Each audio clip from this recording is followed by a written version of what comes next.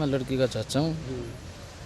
आज हमारा मुँह खूनों से भरा हुआ, हमारी लड़की मरी हुई है। आज हमसे कुछ नहीं कहा जा रहा है। इस मामले का पूर्ण रूप से प्रत्यक्षदर्शी महेंद्र सिंह है। वो बताओ। धन्यवाद आपका चैनल में। सर, मेरा साथी है, इसकी भतीजी थी जो सज्जन सिंह खड़ा है, इसकी 2 लड़कियां थी। 11/4/2022 को इनकी शादी नारनौल में की थी। इसने गरीब आदमी होते अपनी हैसियत से ज़्यादा दान दहेज का था, परंतु आज के समाज में एक ये बुराई चली हुई है, क्योंकि दहेज के लोग भी हैं, वो बाज नहीं आ रहे। इसने फिर भी अपनी समझदारी दिखाते हुए लड़कियों को 2 बार पंचायत लेके, जिसमें मैं भी शामिल था, गए थे। उसके बाद पिछली 23 जुलाई को बच्चियों को मार पीट के हॉस्पिटल में छोड़ के वो आदमी फरार हो गए। ये आखिर बाप था, ये उनको घर लेके आ गया कि भाई मैं इन्हीं के ऊपर केस करूँगा। दोनों बेटी प्रेग्नेंट थी, 8 महीने से वो पेट से थी। मैं इनका पारिवारिक सदस्य हूँ, बाई कास्ट जहांगीर हूँ, ये दानक समाज से हैं।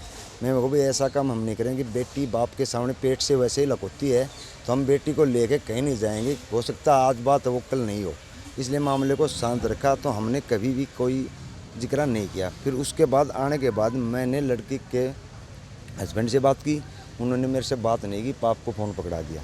फिर दूसरे से की, उसने भी पाप से फ़ोन पकड़ा दिया। फिर मैंने चौधरी से बात की, मैं चौधरी साहब बात क्या है आखिर, ये सच बताओ। मेरे जी ऐसे ऐसे बात होगी। मेरे को कोई दिक्कत नहीं, घरों में ऐसे चलते हैं, 2 मटके होते भिड़ते हैं।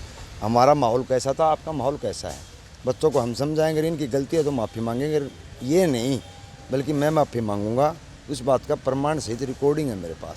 उसको मैंने बोला कि आप आ जाओ और अपने बच्चों को अपने घर अच्छे लगेंगे, प्रेग्नेंट हैं, बच्चा कभी भी हो सकता है।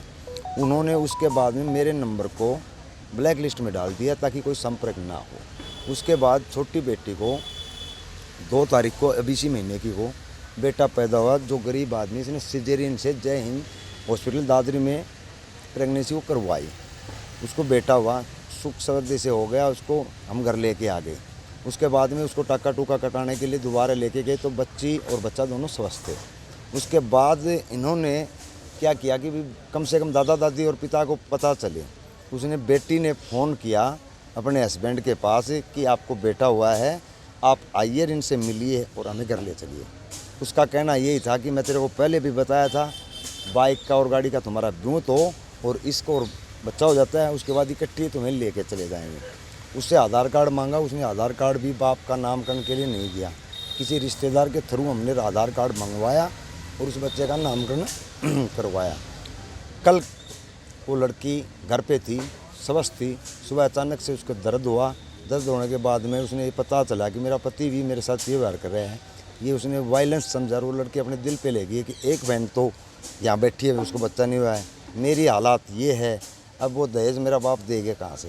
हाँ, आज आपने पोस्टमार्टम करवाया है, क्या मामला था? ये मामला था, जो डालनवास गांव की लड़की थी, नारनौल में शादीशुदा थी।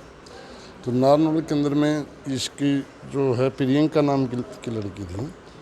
ये इसके फादर का नाम सज्जन सिंह था। सज्जन सिंह ने एफआईआर दर्ज करवाई है। इन्वेस्टिगेशन के अंदर में इनके सास ससुर वगैरह के खिलाफ हमने एफआईआर दर्ज कर ली। इन्वेस्टिगेशन अभी जारी है। अभी इन्वेस्टिगेशन के सामने जो तथ्य आते हैं उसके बाद में जैसे उनकी कार्रवाई, मामला दर्ज कर लिया है और अनुसंधान जारी है।